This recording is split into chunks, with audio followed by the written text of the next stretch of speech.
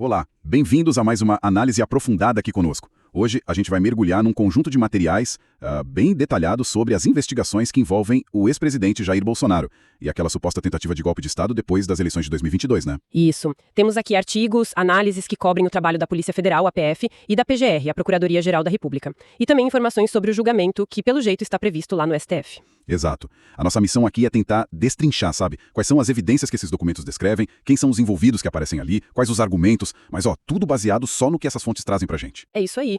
E olha, é um cenário jurídico e político também, né? Bem complexo. As acusações são sérias contra um ex-presidente, várias figuras importantes do governo dele. O material que a gente recebeu aponta para essa investigação de uma suposta organização criminosa que teria agido para subverter a ordem democrática. O mais importante aqui é analisar com imparcialidade, né? Reportar o que as fontes dizem sobre as provas, argumentos da acusação, da defesa, o que está lá no papel. Perfeito. Então, o centro da acusação, pelo que as fontes indicam, é essa ideia de uma organização criminosa, bem estruturada, né? O objetivo, dizem as fontes, seria reverter o resultado da eleição e impedir a posse do governo eleito. Sim. E tem um detalhe que me chamou a atenção numa das fontes. A PGR teria dito que o grupo documentou quase a totalidade das ações. Isso é pesado, hein? Muito pesado. Se for comprovado, é um elemento fortíssimo para a acusação, sem dúvida. E as acusações formais que os documentos mencionam, elas são graves mesmo. Coisas como tentativa de abolição violenta do Estado Democrático de Direito, tentativa de golpe de Estado, participação em organização criminosa armada. Nossa. E ainda tem dano qualificado, deterioração de patrimônio tombado, essas últimas já ligadas aos atos de 8 de janeiro, né? Entendi. As fontes que a gente tem aqui mencionam que o julgamento do Bolsonaro e de mais 7 pessoas, que eles chamam de núcleo crucial, está previsto para começar em 2 de setembro de 2025. Certo. E quem são os outros 7 nesse núcleo crucial, além do ex-presidente, claro? Olha, o material lista nomes bem conhecidos, né? Do alto escalão do governo anterior, Alexandre Ramagem, Almir Garnier, Anderson Torres, Augusto Heleno, Mauro Cid, Paulo Sérgio Nogueira e Walter Braga Neto. E é bom lembrar, as fontes também falam de outros núcleos sendo investigados, tá? Cada um teria funções diferentes dentro dessa suposta trama. Entendido. Então vamos mergulhar nas provas específicas que as fontes detalham. Pelo jeito, tudo começa com aqueles ataques ao sistema eleitoral. Campanha de desinformação, é isso? O que o material fala? Correto. Parece ser a base da narrativa da acusação, pelo que está descrito nas fontes. Elas listam, por exemplo, as lives do Bolsonaro questionando as urnas eletrônicas, né? Sem apresentar provas concretas. Aquela de julho de 2021, a reunião com embaixadores em julho de 2022, são citadas. Lembro. E falam também de manuscritos, arquivos digitais, que indicariam um plano de desacreditar reiteradamente o processo eletrônico de votação. E essa campanha para desacreditar, ela ia além das falas públicas. O material sugere, um uso mais estruturado de recursos do Estado. Sim, as fontes apontam para isso. Mencionam, por exemplo, mensagens. Essas mensagens sugeririam um adiamento de propósito na divulgação de um relatório militar sobre a segurança das urnas. O objetivo seria, segundo as fontes descrevem a visão da acusação, manipulação da vontade popular. E um ponto que exploram bastante é o suposto uso da estrutura da ABIN, a Agência Brasileira de Inteligência, a tal da ABIN paralela.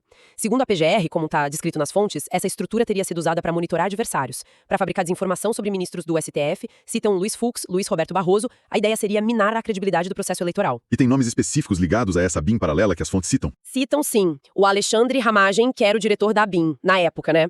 E um subtenente, Giancarlo Gomes Rodrigues.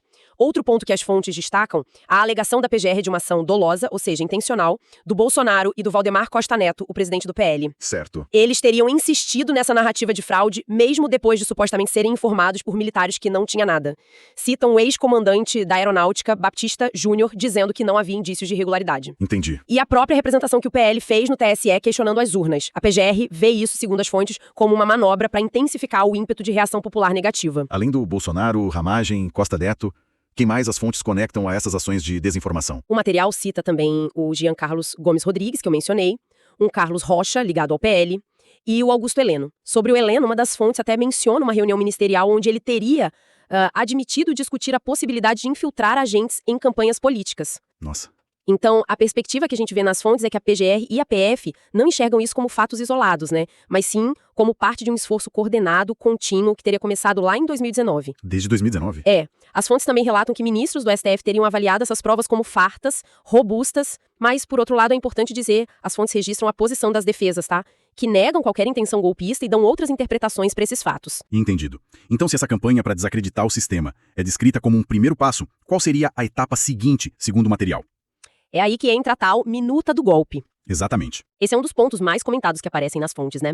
Elas descrevem a descoberta desse rascunho, uma minuta de decreto, com um teor claramente golpista. Esse documento teria sido apresentado pelo Bolsonaro aos comandantes das Forças Armadas numa reunião. E esse episódio ganhou muita força porque foi detalhado na colaboração premiada do Mauro Cid. Ah, sim. E, segundo as fontes, foi confirmado por depoimentos importantes, como os dos ex-comandantes do Exército, Freire Gomes, e da Aeronáutica, Baptista Júnior. Citam também mensagens, registros de entrada no Palácio da Alvorada, tudo para corroborar. E o que essa minuta previa, exatamente? O que as fontes dizem sobre o conteúdo? O texto, segundo o material, propõe a decretar estado de defesa no TSE e criar uma tal Comissão de Regularidade Eleitoral. Tem um detalhe interessante que as fontes mencionam: áudios que seriam do Mauro Cid enviados para o Freire Gomes. Nesses áudios, o Cid diria que o Bolsonaro estava sendo pressionado para uma medida mais radical e que o presidente teria, enxugado o decreto. Enxugado o decreto? E quem as fontes dizem que elaborou essa minuta? Olha, a investigação da PF, como está descrito nas fontes, sugere que a minuta foi redigida pelo Felipe Martins, ex-assessor da presidência, pelo padre José Eduardo Silva e pelo advogado Amaury Saad. Um padre? É o que consta. E essa conclusão viria de registros de entrada no Alvorada, análise de sinal de celular, que colocaria eles perto de um comitê de campanha, e mais, as fontes reportam a alegação da PF de que a inclusão de uma ordem de prisão contra o ministro Alexandre de Moraes na minuta teria sido feita por ordem direta do Bolsonaro, depois de reuniões com um suposto núcleo jurídico. Entendi. E os envolvidos nesse episódio da minuta, além de Bolsonaro e Cid, quem mais é citado? Bom, tem os ex-comandantes Freire Gomes e Baptista Júnior, que teriam rejeitado a proposta, né? E também o Almir Garnier, ex-comandante da Marinha. Segundo os relatos do Freire Gomes e do Baptista Júnior, que estão nas fontes, ele teria se mostrado mais receptivo, teria se colocado à disposição. E aí aparecem de novo Felipe Martins, o padre José Eduardo, Amaury Saad, Walter Braga Neto e Augusto Heleno, todos citados nesse contexto pelas fontes. Do ponto de vista da força da prova, as fontes indicam que a minuta é vista como central pela acusação, PGR, PF e pelo STF. O motivo principal é esse cruzamento de informações, a delação do Cid, os depoimentos dos comandantes, as provas materiais, o documento em si, mensagens, registros. Faz sentido. Uma das fontes, um artigo da BBC, até cita juristas que acham o testemunho do Freire Gomes especialmente forte, porque ilustraria a teoria do autor por trás do autor. Explica um pouco melhor essa teoria autor por trás do autor. Como ela se aplica aqui, segundo esses juristas que a fonte cita? Basicamente, é a ideia no direito de que quem manda, quem ordena ou planeja o crime usando uma estrutura de poder é tão responsável ou até mais do que quem executa diretamente. Entendi. Nesse caso, Bolsonaro seria o suposto autor por trás que teria tentado usar os comandantes como instrumentos para executar o plano. Por outro lado, as fontes também mostram a linha da defesa, né? Eles questionam a validade da delação do Cid, embora um pedido para anular tenha sido negado lá na primeira turma do STF inicialmente, Certo. e argumentam que não houve atos concretos, que o plano da minuta não foi executado. Ok, isso leva a gente para o próximo ponto que as fontes detalham bem. A pressão sobre os comandantes militares e outros planejamentos que teriam ocorrido. O que mais o material revela aí? As fontes dão bastante destaque aos depoimentos do Freire Gomes e do Baptista Júnior. De novo, eles descrevem reuniões que teriam sido tensa, relatam uma pressão direta do Bolsonaro para que eles aderissem ao plano. Pressão direta? E mencionam uma tática curiosa nas fontes, o uso de uma carta, supostamente elaborada por oficiais das Forças Especiais, os Kids pretos. Essa carta teria sido usada como uma manobra de convencimento para fazer o exército apoiar a ruptura. E as fontes dizem que Bolsonaro sabia dessa carta. E essa pressão apareceu de outras formas.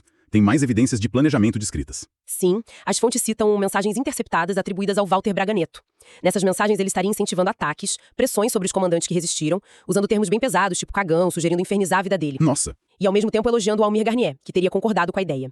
O material também menciona planos para um eventual gabinete pós-golpe, com militares civis, liderado pelo Augusto Heleno e pelo Braga Neto. Gabinete pós-golpe? É o que as fontes descrevem.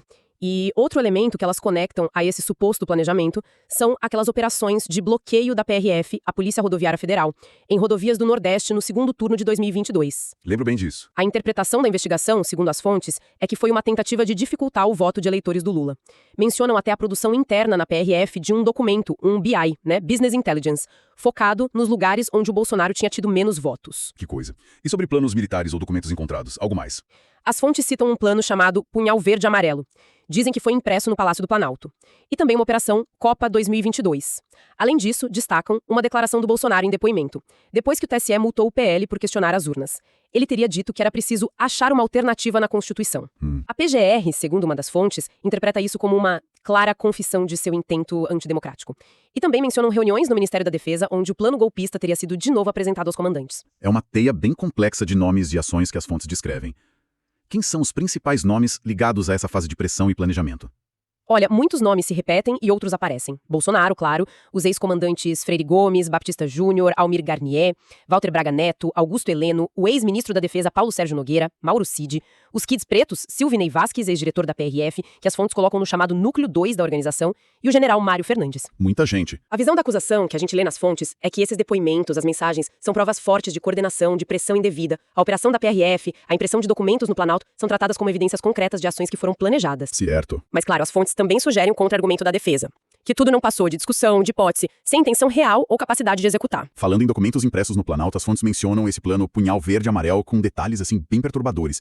O que exatamente o material diz sobre ele? Sim, esse é um dos pontos mais graves que aparecem descritos. As fontes relatam que um documento com esse nome foi encontrado com o general da reserva Mário Fernandes, e o conteúdo, pela descrição da PF que está no material, é chocante. Detalhava planos para sequestro e possível assassinato do ministro Alexandre de Moraes. Meu Deus. E também o assassinato do presidente eleito Lula e do vice Geraldo Alckmin. O método sugerido para Lula e Alckmin seria veneno ou algum químico para causar um colapso orgânico. Que horror. E qual a ligação disso com o Palácio do Planalto, segundo as fontes? O material afirma que esse documento foi impresso numa impressora dentro do Palácio do Planalto, em 2 datas, 9 de novembro e 6 de dezembro de 2022. Dentro do Planalto. E mais, tem registro, segundo as fontes, de uma visita do Mário Fernandes ao Palácio da Alvorada logo depois da primeira impressão. A PF, de acordo com as fontes, sustenta que o Bolsonaro tinha pleno conhecimento desse plano. E a PGR cita uma mensagem que seria do Fernandes para o Mauro Cid em 8 de dezembro de 2022. Nela, ele diria que a diplomação do Lula, marcada para o dia 12, não impediria qualquer ação nossa que poderia ocorrer até 31 de dezembro. Entendi. É isso, nas fontes são o Mário Fernandes, o Jair Bolsonaro por esse suposto conhecimento, Mauro Cid como receptor da mensagem e os kits pretos. Certo. Agora, a análise da força dessa evidência é mais complicada. As próprias fontes indicam isso. O documento físico, impresso no Planalto, é uma evidência material forte, né? Sim. A ligação com Bolsonaro se baseia na visita do Fernandes ao Alvorada e na mensagem para o Cid. Porém, uma das fontes, a BBC, traz um contraponto importante aqui. Mauro Cid, no depoimento dele, teria negado saber se Bolsonaro conhecia especificamente esse plano punhal verde-amarelo. Ah, interessante essa nuance. Pois é. E juristas consultados pela BBC, segundo essa mesma fonte, apontam essa conexão específica como talvez mais frágil, mais controversa se comparada a outras provas. Entendi a diferença. E isso nos leva ao último grande tópico que as fontes abordam. A conexão com os atos de 8 de janeiro de 2023. Como as fontes fazem essa ligação? A PGR, pelo que está no material, argumenta que o 8 de janeiro não foi um evento isolado, sabe? Mas sim o ato final da suposta organização criminosa. Seria a consequência direta de todo o processo anterior. Desacreditar eleições, incitar a intervenção militar via acampamentos. Os acampamentos em frente aos quartéis. Exato. As fontes citam o que chamam de aquiescência e passividade do Bolsonaro em relação a esses acampamentos. Mencionam até uma declaração dele em depoimento ao STF, onde ele teria dito que era melhor o pessoal ficar lá. Mas além dessa suposta passividade, tem evidências mais diretas conectando figuras do grupo aos eventos ou aos acampamentos, segundo as fontes. O material menciona mensagens trocadas entre o general Mário Fernandes e um participante do acampamento, um homem chamado Lucas Rottli-Durlo.